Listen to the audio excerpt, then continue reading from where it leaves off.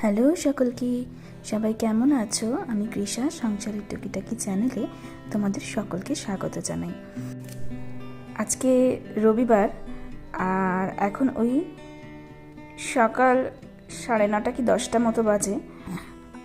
আর আমি কুণালের রুম থেকে সামনে যে বারান্দাটা আছে ওখান থেকে তোমাদেরকে ভিউটা একবার দেখাচ্ছি। দেখো, ওই দেখো দূরেই পাহাড় আর ওই নদী।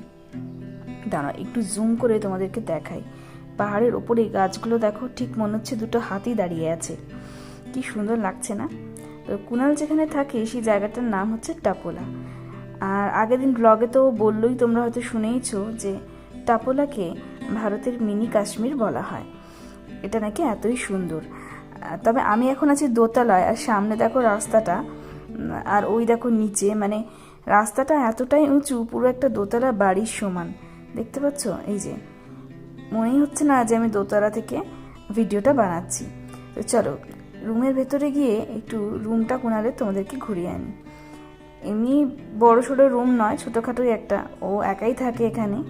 একটা বেডরুম আছে, একটা কিচেন আছে, একটা বাথরুম। আর এই যে এরা হচ্ছে কুণালের কলিগ, আর হচ্ছে সুদীপ্ত। চলো ভেতরের কিচেনটা থেকে একবার ঘুরিয়ে আনি। এই যে এই হচ্ছে ওর কিচেন, আর সামনেটা তো দেখলি একটা বেডরুম আর একটা বাথরুম, ব্যাস। তো এই জায়গাটা না ভীষণ একটা রিমোট এরিয়া বলতে পারো। আর আমিও দেখো রেডি হয়ে নিয়েছি। আসলে এখানে তোমাদেরকে আগের দিনই বলেছিলাম মোবাইলের নেটওয়ার্ক কাজ করে না, এবং সারাদিনে একটা কি দুটো বাস আসে। সেই অর্থে ট্রান্সপোর্টের অবস্থাও খুব একটা ভালো নয়। তো এখানে যারা থাকে মোটামুটি পার্সোনাল একটা করে স্কুটি বা বাইক কিছু না থাকলে খুবই অসুবিধা। আর এই যে রাস্তাটা যাচ্ছে বাঁ দিক দিয়ে, এই রাস্তা দিয়ে সোজা এখন আমরা নেমে যাব। আচ্ছা, আমরা যাব হচ্ছে যে নদীটা তোমাদেরকে দেখালাম, ওই নদীর ওপর দিয়েই বোটে করে যাব আমরা। তো এখন আর ওই স্কুটি নিলাম না। তো এই বাঁ দিকের রাস্তাটা দিয়ে আরও নিচের দিকে আর কি আমরা আস্তে আস্তে হাঁটতে হাঁটতে যাচ্ছি। ওই দেখো দূরেই নদীটা দেখতে পাচ্ছি। আর এই নিচের রাস্তাটা দিয়ে এলেই না ওখানেই ছোট্ট মতো গ্রামটা, কয়েকটা জাস্ট হাতে গোনা বাড়ি, একটা ছোট মতো বাজার বসে, ব্যাস এটুকুই। আর এইখানে না লোকেদের যা জিনিসপত্র দরকার, সবজি বাজার বলো যাই বলো না কেন, সমস্ত কিছুই মহাবালেশ্বর মার্কেট থেকে আসে এখানে গাড়ি করে। এখান থেকে মহাবালেশ্বরটা আবার কিছুটা কাছে পড়ে। আর এই যে দেখো, এই যে বোটের বুকিং অফিস এখানে। দাঁড়া তোমাদের একবার রেট চার্টটা আমি দেখিয়ে দিই। এখানে দেখো প্রথমে যে শিবসাগর দর্শন, ওটা রেট চার্ট হচ্ছে 2006 টাকা। তারপরে হচ্ছে দেখো ত্রিবেণী সঙ্গম 3540 টাকা, দত্তা মন্দির 4956 টাকা। তো আমরা আজকে যাচ্ছি দত্তা মন্দির দর্শনে। তবে আমরা এই রেট চার্ট অনুযায়ী বুকিং করিনি, কারণ কুণালের পরিচিত একজন আছেন বোটের মালিক, তো তার বোটেই আমরা যাব। তো আমাদের বেশ অনেকটাই উনি কনসেশন দিয়েছেন। আর মোটামুটি নর্মালি যারা আসে এখানে ট্যুরিস্ট, তাদের জন্য এই রেট চার্ট বরাদ্দ থাকে। আর সামনেই দেখতে পেলে বুকিং অফিস। আর এই যে এই রাস্তাটা দিয়ে সোজা নিচে নেমে গেলে ওই যে দূরে বোটগুলো দেখতে পাচ্ছ দাঁড়িয়ে আছে, ওখানেই আমরা যাব।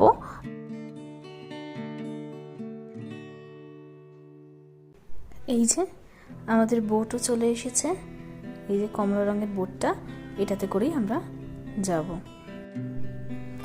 এই যে নদীটা তোমরা দেখছো, এই নদীটাতে জানো তো সারা বছর আবার নাকি জল থাকে না। এই এখন যেমন দেখতে পাচ্ছ, আবার এই কিছুদিন পর এই নদীর জল পুরো শুকিয়ে যায়, পুরোই একদম গড়ের মাঠ হয়ে যায় জল শুকিয়ে। আবার যখন বর্ষা আসে, বৃষ্টির জলে আবার নদীটা ভরে যায়। আর এটা হচ্ছে 3টে রিভারের সঙ্গমস্থল আছে এই নদীতে। আর যেটা কোয়না নদী, তার ব্যাকওয়াটার লেকও আছে। তো এবার তোমাদের যাদের একটু বেশি ডিটেলসে জানার ইচ্ছা, তারা একটু তোমরা কোনো বইতে পেয়ে যাবে বা গুগলেও দেখে নিতে পারো, কারণ একটা ভিডিওতে এত ডিটেলসে তো বলা সম্ভব না। তো চলো আমরা মোটামুটি চলেও এসেছি বেশ খানিকটা। চারদিকে এই যে পাহাড়গুলো দেখছো না, এগুলো কিন্তু সাহাদ্রি পর্বতেরই কিছুটা অংশ। এগুলোকে আমরা সাহাদ্রি পর্বতমালাও বলতে পারি।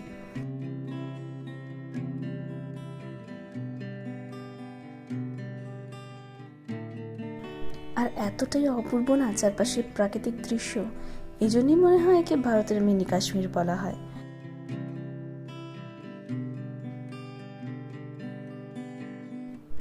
আর ওই যে আমরা চলেও এসেছি, ওই যে দূরে দেখতে পাচ্ছ বোটগুলো দাঁড় করানো আছে, ওই ছোট্ট মতো দ্বীপটাতে আমরা নামবো।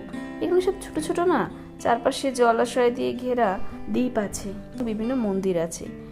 তো আসলে এই সব দ্বীপগুলোতে আসা বোটে করে, প্রথমে তোমাদের যে রেড চার্টটা আছে দেখিয়েছি সেই অনুযায়ী, মানে এই মন্দির আর এখানকার সৌন্দর্য দেখার জন্য।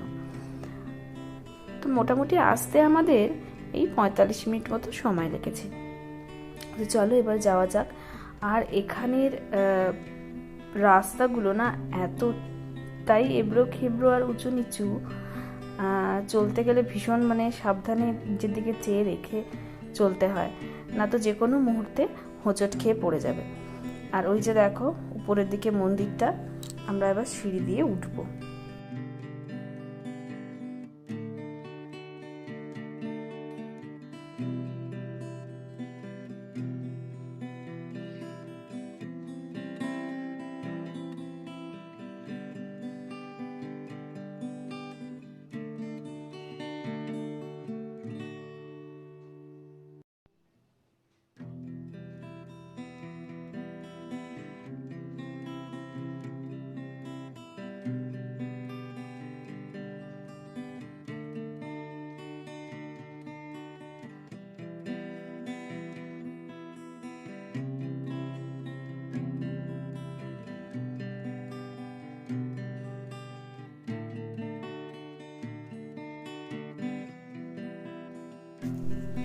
আচ্ছা, এখানে তোমাদেরকে একটু বলে রাখি, মোট 3টে মন্দির এখানে আছে।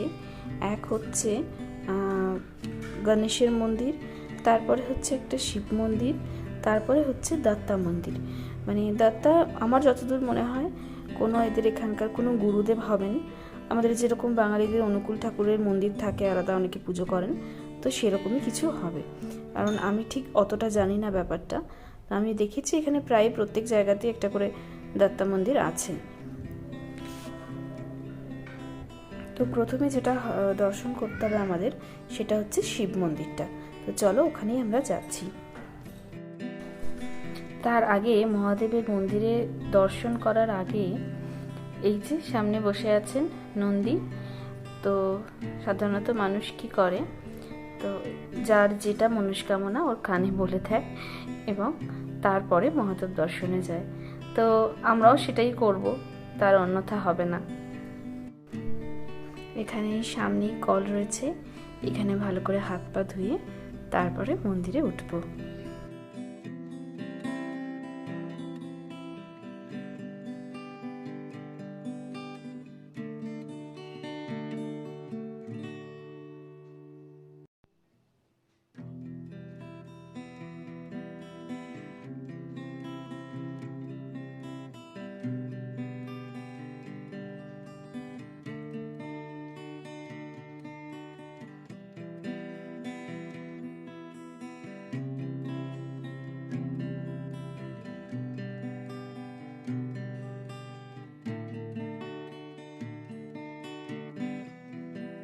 কি আছে বল, এমনি এমনি দেখা বল না। এমনি তোকে ক্যামেরা দিকে থেকে বলতে হবে না। এখানে যখন প্রথম দত্তদেব গুরুদেব যে সে প্রথম যখন এই মন্দিরটা স্থাপন করেছিল, এখানে প্রথমে গণপতির মন্দির বসানো হয়েছিল।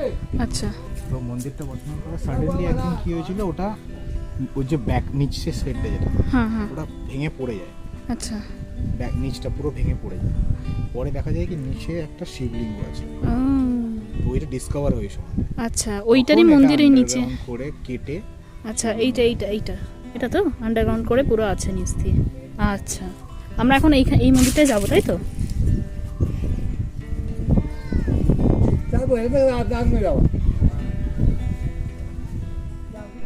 কুণালের মুখেই শুনলে তো এখানকার ইতিহাস, এই মন্দিরের ইতিহাস।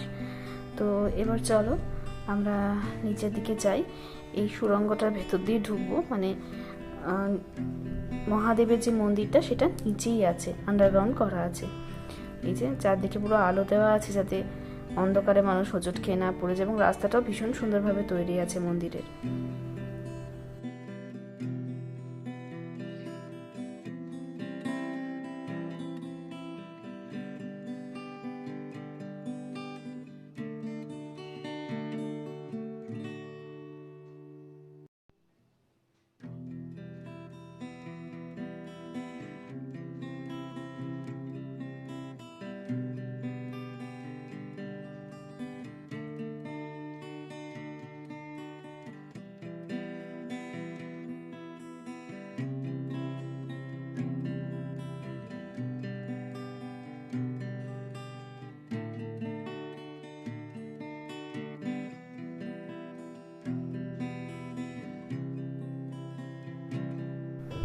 এরপরে এখান থেকে বেরিয়ে আমরা একদম ঢোকার সময় সামনে যে বড় মন্দিরটা দেখেছিলাম, গণেশজির মন্দির, ওই মন্দিরটাতে যাব।